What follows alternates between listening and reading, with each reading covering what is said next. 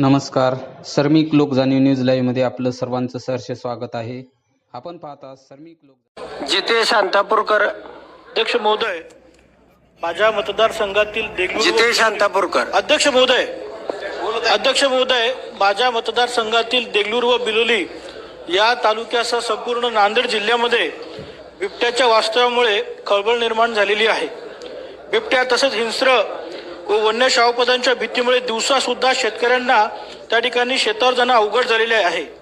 महाराष्ट्र राज्य वीज मंडळाच्या ढिसाळ नियोजनामुळे दिवसा लोडशेडिंग व रात्री वीज चालू ठेवत असल्याने शेतीला पाणी देण्यासाठी जीवावर उदार होऊन रात्री बेरात्री शेतकऱ्यांना शेतावर जावे लागत आहे. वन विभागाच्या अक्षम्य दुर्लक्षामुळे बिबट्या तसेच अन्य वन्यजीव सर्रास नागरी वस्त्यांमध्ये वावरताना आढळून येत आहे. सर्वसामान्य नागरिकांमध्ये कमालीचं दहशतीचं वातावरण निर्माण झालेले आहे.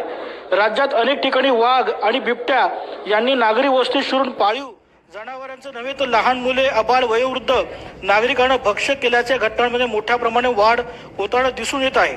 या सर्व गंभीर घटनांनी शासनाने तात्काळ दखल घेऊन बिबट्यांना तात्काळ जेरबंद करण्याचे वन विभागाला आदेश देणं, महाराष्ट्र राज्य वीज वितरण कंपनीच्या संबंधित अधिकाऱ्यांना दिवसाची लोडशेडिंग बंद करण्याची ताकीद देण्यात यावी, यासाठी मी हा पॉइंट ऑफ इन्फॉर्मेशनच्या द्वारे हा मुद्दा या ठिकाणी मांडून विनंती करत आहे. धन्यवाद. नाना पटोले साहेब.